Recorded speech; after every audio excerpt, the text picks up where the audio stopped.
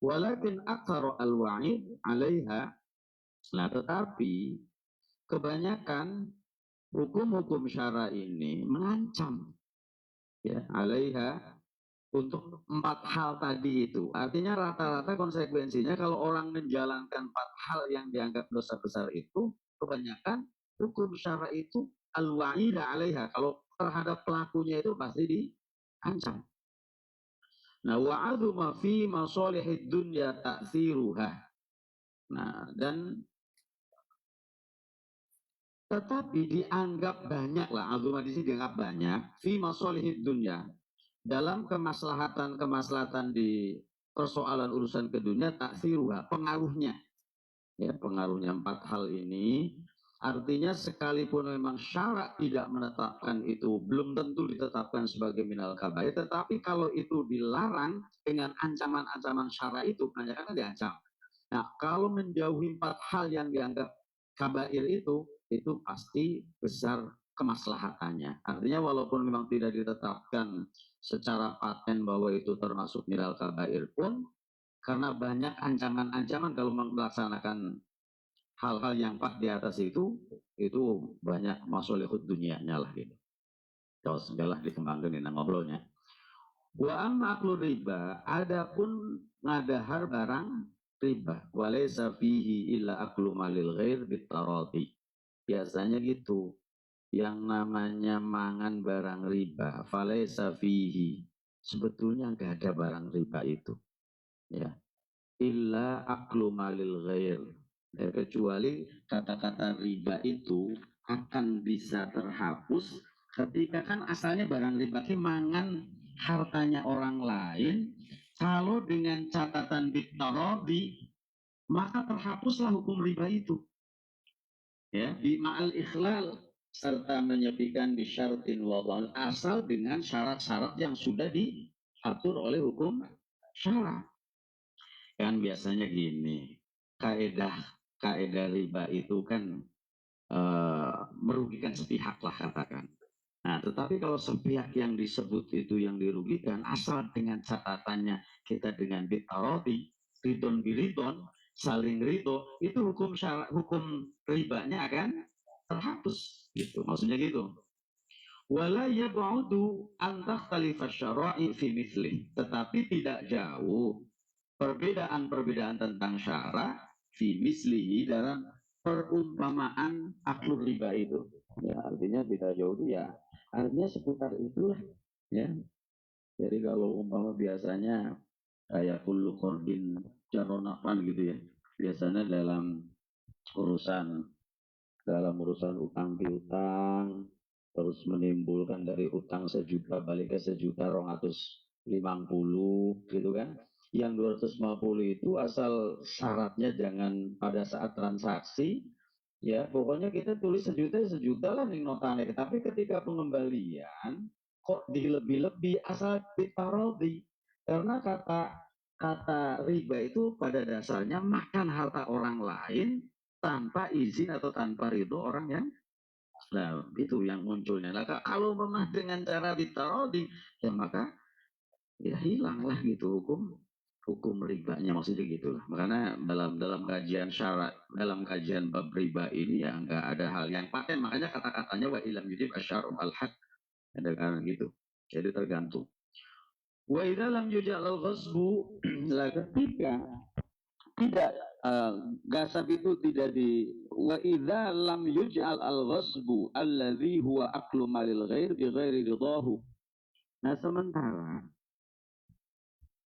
ketika gosap itu tidak dijadikan gosap, makan hartanya orang lain bi ghairi ridahu, dengan tanpa ridhonya, ya. Wa bi ghairi ridho syar'i, dan juga tanpa ridhonya hukum syara. Jadi kalau gosap, ya, umpamanya kita yang pada dasarnya gini, kalau umpama masih riba-ribanya itu masih bisa dijelaskan, ya usah kita mau itu kayak dijelaskan. Ya, yang penting nanti jangan ngomong rugi nih. Akhirnya lamun pada akhirnya sampean merugi, tapi sampean sudah diniati itu kan akan terhapus. Tetapi yang menjadi catatan menjadi minal kabair itu adalah ketika kita makan harta orang lain dengan tanpa ridhonya orang yang punya haknya itu, hartanya orang lain itu, dan tidak diberi ridho syari tanpa ada ridho secara hukum syarak, itu baru minal kabair. Jadi kedua-duanya itu dari orangnya ya dirugikan, ya orang yang punya hartanya itu dirugikan, kita yang kita makan, dan juga agama pun tidak membenarkan, itu baru minal kabair, itu syarat-syaratnya. Sementara ma'akul riba, yang namanya makan barang riba itu aklun biridol malik walakin duna ridhos syari. Yang namanya ngadahar barang riba itu sebetulkan kan makannya sebetulnya biridol malik.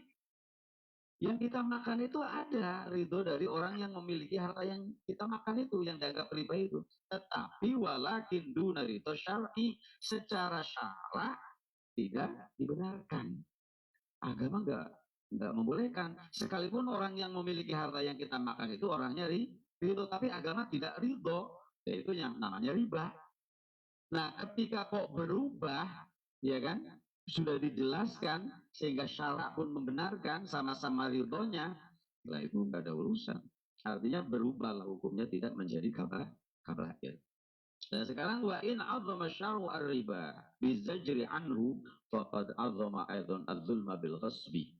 Sementara menganggap hukum agama kadang membesar-besarkan urusan riba ini, bizajri anhu, biasanya ya hal riba itu jadi larang lah, dicegah itu, jangan sampai kita melakukan hal yang dianggap riba. Kenapa? Faqad azama aidan az-zulma bil ghasbi, karena syara itu memperhitungkan kalau ini diterus-terusan walaupun itu barangnya barang riba, syara melarang tuh nggak mesti menurut minal kabair yang namanya riba itu, bukan termasuk dosa besar. Tapi ini kalau diterus-terusin, ini lama-lama akan menambah adzulma, ya, ya kan, kedoliman lah, nganiaya, karena bil ghasbi juga lama-lamanya ya.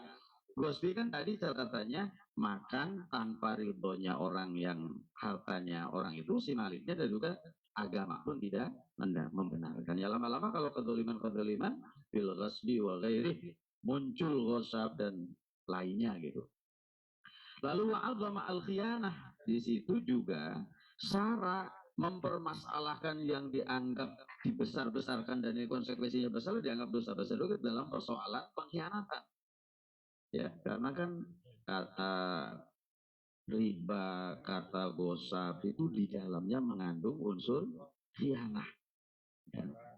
Jadi nggak ada kejujuran lah. Sementara wal masir, ya, adapun tempat kembalinya ila anna akla danik bil khianah. Ada orang makan hanya ukuran satu danik, yang sedanik itu berapa sih? Lamun umpama ada orang makan walaupun hanya sedanik, tapi dengan jalan bil khianah, awil ghasbi, atau dengan cara gosap, itu minal kabair. Makanya nggak seberapa, tapi karena khianatnya itu, gitu. Dan karena gosapnya itu kan, pengkhianatan dan gosapnya itu yang termasuk kategori minal kabair, maksudnya gitu.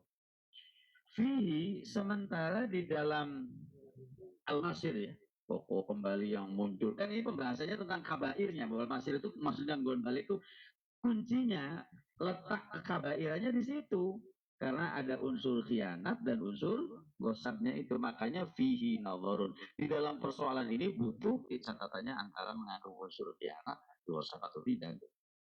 Wadalik, adapun makan dengan cara khianat atau gosap tadi itu, waqi'un, itu biasanya terjadi fi madinati syakki, di dalam dugaan-dugaan keraguan. Ya barangnya karena nggak jelas, makanya muncul. Ya di situ ada pengkhianatan, ada gosap, ada ya banyak kerugian, merugikan lah gitu, tanpa digoreng karena tidak. Padahal dalam urusan transaksi ini kan harus tarobi ya. Nah kalau memunculkan pengkhianatan yang gosap, ya fi madinati syaki, di dalam dugaan-dugaan asyak, keraguan kan, karena nggak jelas. Sementara dalam transaksi, dalam muamalah itu yang baik itu ya harus harus jelas.